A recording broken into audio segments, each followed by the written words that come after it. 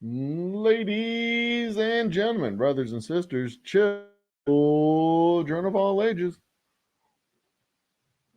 we are back for another 15th episode of our game night, game time. It's actually game day.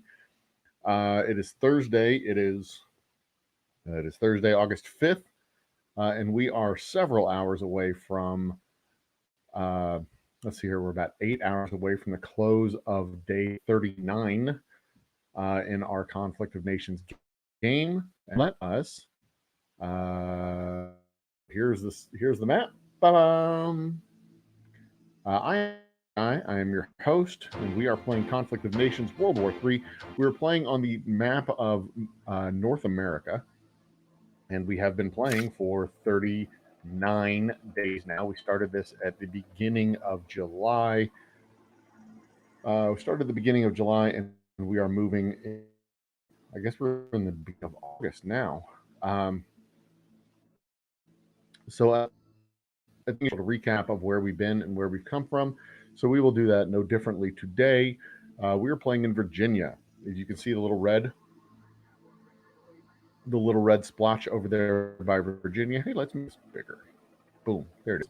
The little red splotch over there where Virginia is located in the United States of America. And on day one, you can see I jumped up and grabbed Maryland, and I reached down into North Carolina. And then as we moved forward to day two, I took more of North Carolina, and the rest of begin to West Virginia, Kentucky, Tennessee, and South Carolina by day three. By the end of the first week, which would be day 7. And of course, these are actual 24-hour days and real life. So it takes, when I talk about day 4, 5, and 6, this was actual 7 days in real life, not just in game time. So as you can see, by game day 6 and 7, I had moved all the way to the Mississippi River, pretty much taken out Florida. Texas and Florida were doing weird things, and that made me anxious and nervous, so I decided to attack Texas and Florida both. And then by game day 7, I was in Texas. And you can see California was moving to consolidate their hold over there in the west, as was Arizona. Saskatchewan, the green blob at the top of the map, had moved their way south into the central states to consolidate their position on the map as well. So then going into day 8, going into day 9, right about here is when I went on vacation. In the second week of July, but I had taken all of Texas's cities and mostly neutralized them by the time and then just focus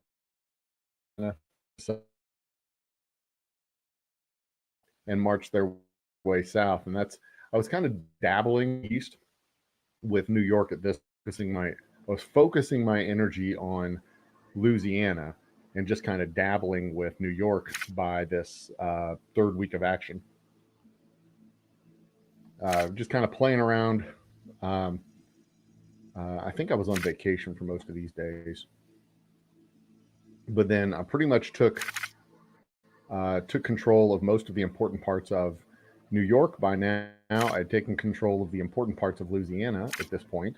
And then once Louisiana and New York were neutralized, I had free reign to really push my way deep into Texas and neutralize Texas.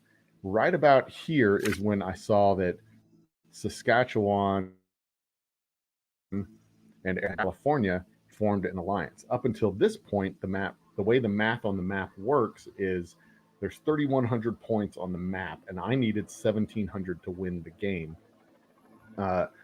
And there's enough space on the map where one player can feast on most of the map without having to eliminate all of the player positions.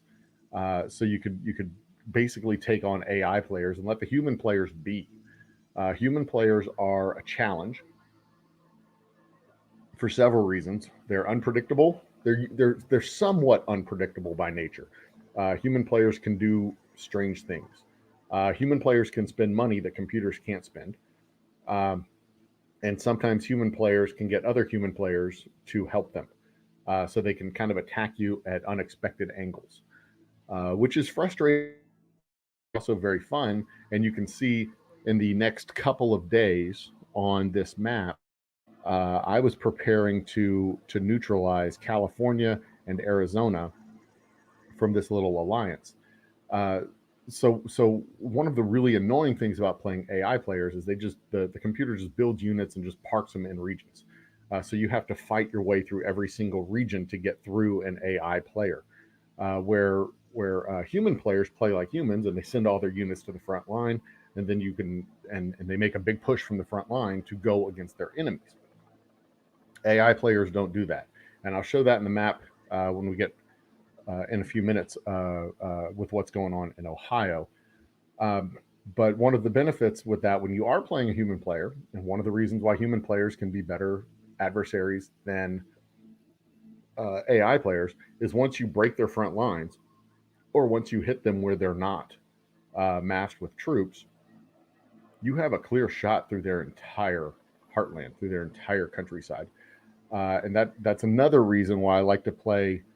My strategy when I play these games is to build up a core of inner cities, an inner core of homeland cities, and then expand out and make sure my front lines are there on that expanded side, because it makes it much harder for the opponents to come in and neutralize my center of powers.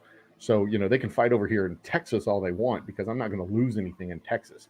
If they fight in Virginia, then I start risking my actual production cities, and I don't want that to happen. So I want the old Soviet strategy of a buffer zone around the homeland, which is exactly what I was trying to build up down here in the southeast. I never really got around to doing it in the northeast, but I did do it in the southeast. Anyway, on this map right here on day 28, you can see I've pushed down into Nuevo Leon to the point where I am bordering with Nicaragua, and then I started pushing north and west from the Rio Grande in this border with California. This is the region of Chihuahua, and I started moving through Chihuahua. And on day 29, I was next slide. Click. Hello. The game is suddenly not cooperating. Thank you, game. On day 29. All right. So by day 29, I was almost on the Gulf, the Baja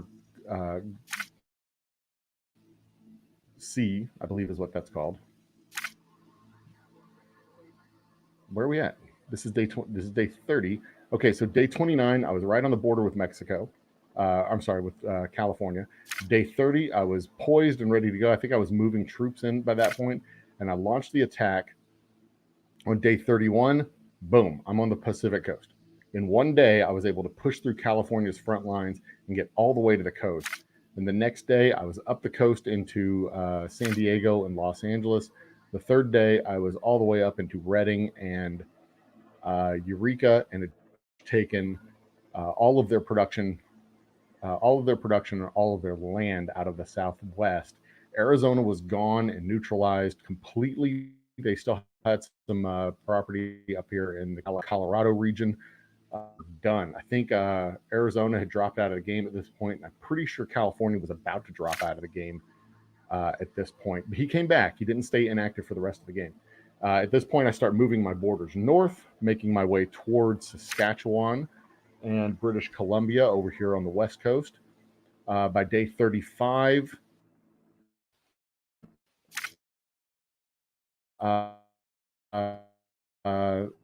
troops back at me, and I was able to fight them back off. And this is when I decided to start marching my way up to Saskatchewan. You can see the little red lines moving up into the green, because that was a fresh source of territory that I could start picking off. I moved my troops through the northern part of Saskatchewan and the eastern part of Saskatchewan, but Saskatchewan put up much more of a fight than I expected.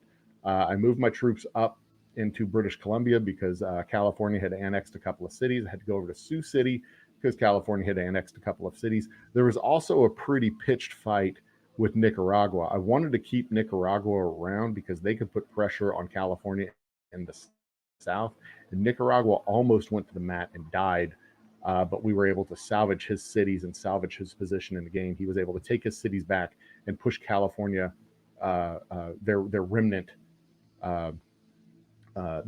forces down in the south off the map entirely. At this point in the game, day 38, which was yesterday, I had pretty much taken back all of the annexed cities and neutralized California again. But look at what Saskatchewan did. I sent troops all the way through the northern part of Saskatchewan, and he came and took all that territory back. I had to go and send in air units and take out his forces.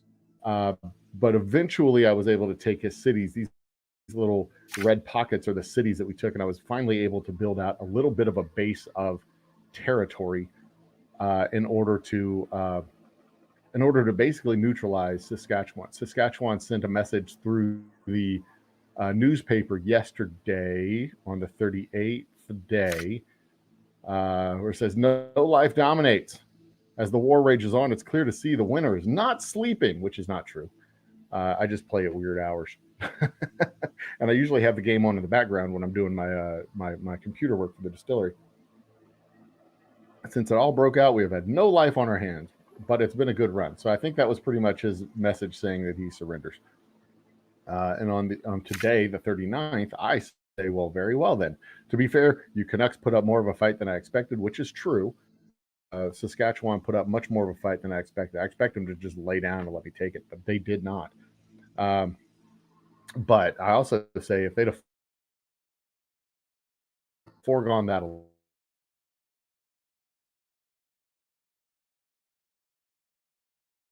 alliance,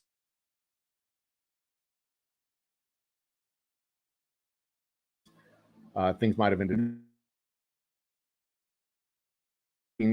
with 2,500 victory points. They were going to have to go through me to get it, because at that point in the game, I had something like 700 or 800 points, and 31 minus 7 or 8 is not 25, which means they were going to have to go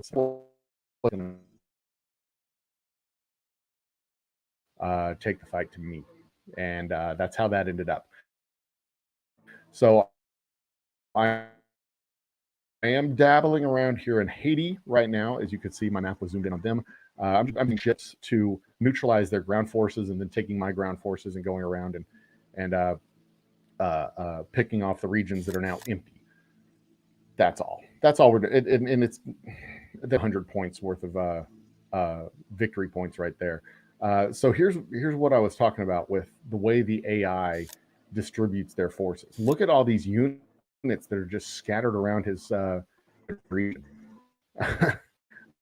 2, 3, 4, 5, 6, 7, 8 different stacks, and this one stacked up with 4 tanks in Cincinnati. I can't take Cincinnati easily.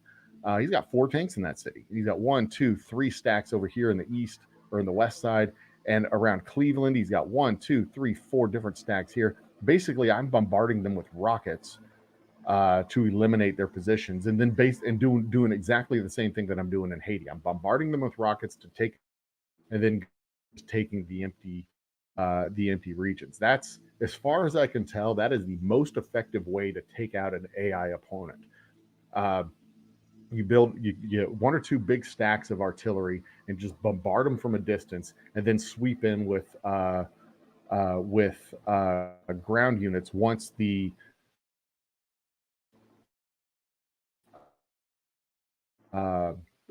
regions are clear. You can just kind of go and get eaten down, and there's a war, this war of attrition, and you have placing those units every time one of them gets taken out, one of them gets eliminated.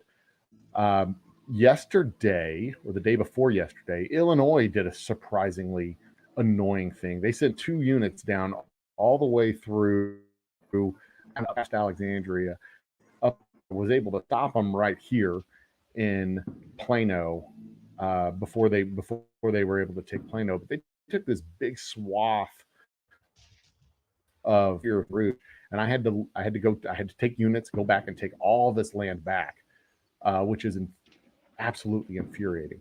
This is where we're at right now. We have 1,581 victory points. That'll be recalculated at 2,400 hours at the end of if we are not at victory conditions in 8 hours, we will be at victory conditions at the end of the day tomorrow. But I'm going to be on the road as of this afternoon. So when these victory conditions are met, I'm not going to be in town until Saturday evening. So the next time I come on, we will see victory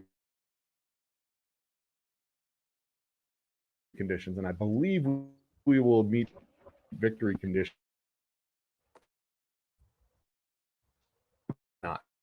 I'm not entirely sure. Is that my? Oh, that's my bomber. Hey, I thought I lost this bomber. Aw, it's so sweet. I still have my bomber. I thought I lost it. So one thing I want to do with this bomber is go over here, because in Prince George, this is California's former last city, which I just took and he took back. He's got a stack of tanks over there. I don't know where he came up with them. Maybe they were at the front lines and he moved them back to where moved them back to his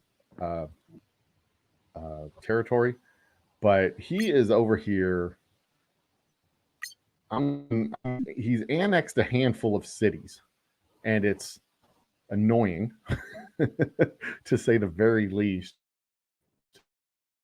because when he annexes cities, he can actually build an army base in Guadalajara, so he can build units in Guadalajara, which is annoying because if he has units, he can just be he can't hurt me, but he can be a nuisance. And he can hurt my friends down in Nicaragua, which is also annoying. So he has that one annexed city. He had Sioux City, which I took from him. And that's his last city, too. So I am going to a small stack over. I want to go fight his big stack. His big stack can kill me badly. But I can take units that I've got here. I've got a tank. I've got infantry. I've got another tank. I've got rockets. And I'm going to go and take care of this ding dong.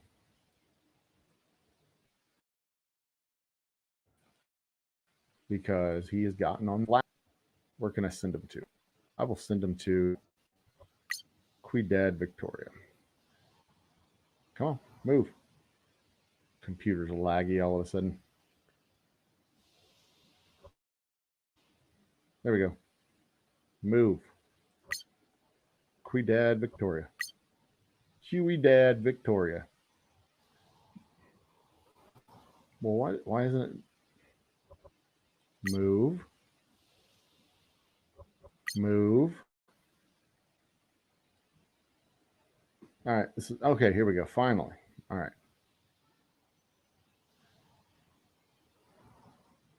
Something is going on. My computer's all laggy for some reason. Tell you what, I'm going to put this on full screen. Maybe that's what the problem is. So where will I be on the road today? That's a good question. I'm going to Antonio, Texas for a tasting at 5 o'clock. So I'm leaving here around noon or 1 o'clock. It's a 10:30 my time. So I'm leaving around 1 o'clock. I have a couple of packages that need to be put in the mail, some stuff I need to pick up at the shop, and I leave here around 1 o'clock. And then from San Antonio, I go to College Station. Another tasting tomorrow. My tasting tomorrow in College Station is also 5 o'clock. And then, so if you are in San Antonio at the 203 Loop 1604 Northeast, the Legacy you want a signed bottle of our delicious whiskey, I will be there signing bottles. If you want to, if you are in College Station, Texas, and 21 to be 21, if you are in the station area from 5 to 8 tomorrow, the 1729 Texas Avenue store, that is where I will also be signing bottles. So there you go. Okay, so where is Stewartville? Okay, so I need to get 120 points to end this game. I don't know if we will rack up that many points. I don't know if I'll be able to rack up that many points before it all wraps up. But I'm going to do my best to get there and take as many of these regions as I can in the next 8 hours. Hopefully the effort will be rewarded with everything that I need for victory. And when I come back into town, it'll all be, or when I log back on Sunday, it'll all be beautiful and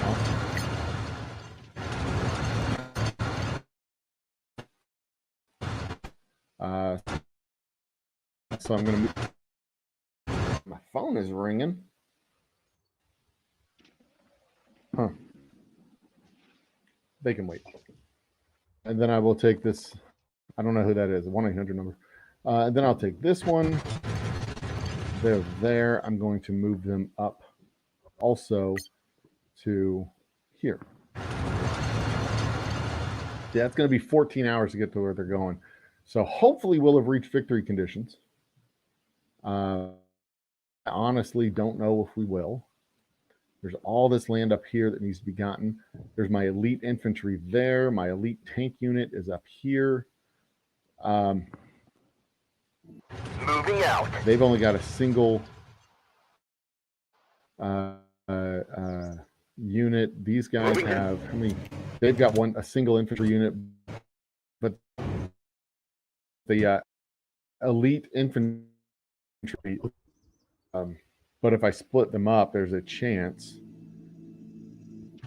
There's a chance that they get killed, and I don't want that to happen. Affirmative. For obvious reasons. All right, one more region I can take.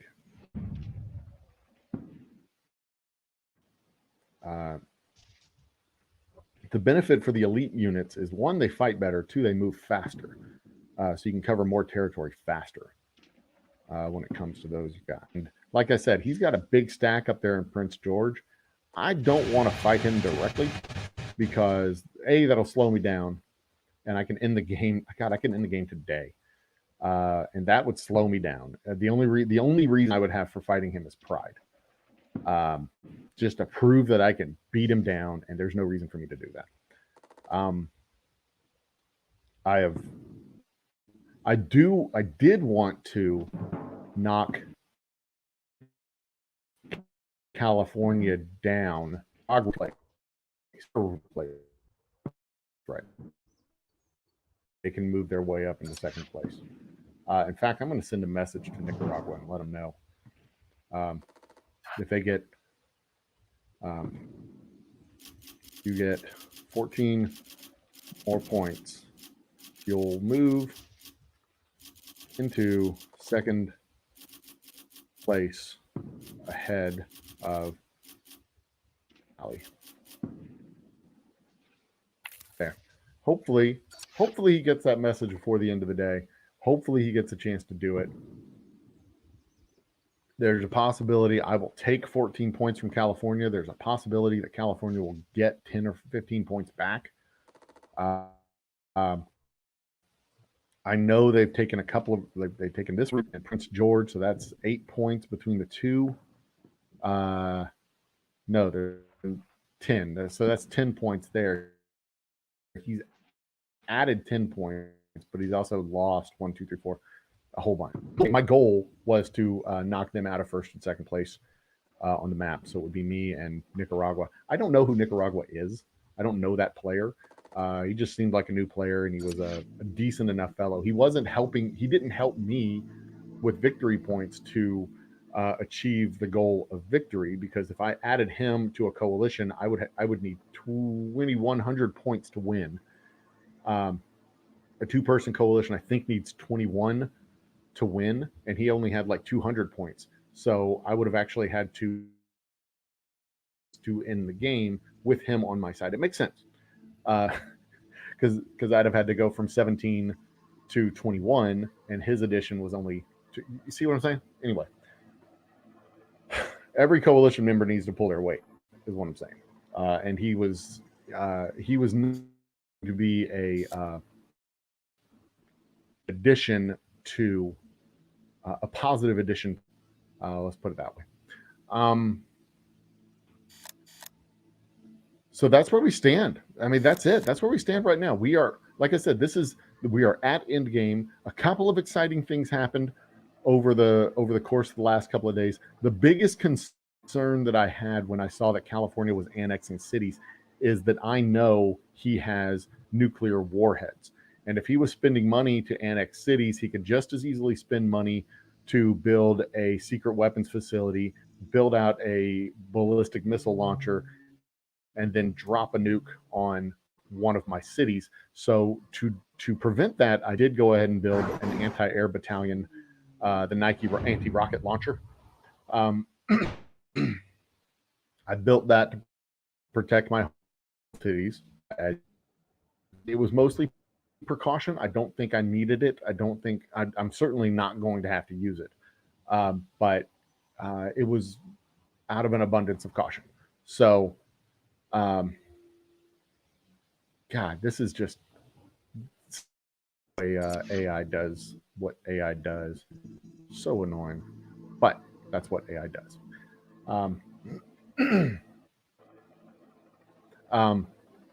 But there you go. And I'm going to wrap this up because I got to run to the I got to run send some packages and get some stuff done at the shop. Next time you see me, we should be at victory conditions. We should be at victory conditions. It'll probably be Saturday afternoon, possibly Sunday morning. I don't know if that's going to be day 40 or day 41. We will find out. Let's do a competition.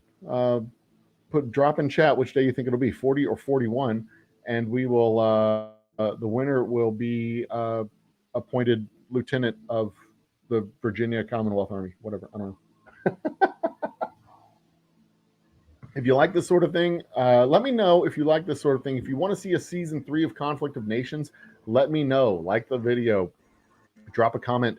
If you want to see a different game, because we have downtime, and this is how I spend my downtime, goofing off on games. And we will do a different game. I've been pining away for the lost days of classic Minecraft. Classic Minecraft is one, but also World of Warcraft. And other classic games we can do for a fairly prolonged series, because the type of downtime we have at the distillery is downtime that can last for hours at a time. Because I get to watch water boil, which is awesome sometimes, but also sometimes it's and I do read books in some of my downtime, and I will be editing some videos. But if you want to see a different game, let me know, and we can jump in with a different game. If you want to join me on a campaign with Conflict of Nations, let me know. We can team up and team up into an alliance and take on the world. There are simple strategies for they're not simple strategies for winning. They're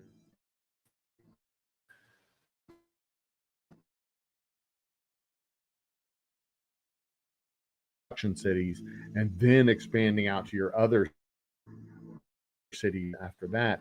That was extremely helpful. I had my problem with components. Next time I'm going to focus on that one first and then build out the others after that. But that was extremely helpful.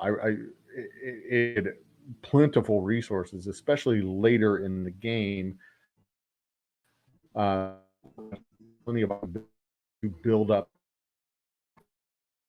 out, researching and building out elite units early was extremely helpful. Having an elite tank unit and an elite infantry unit to help with my main stacks as we go into battle was extremely helpful.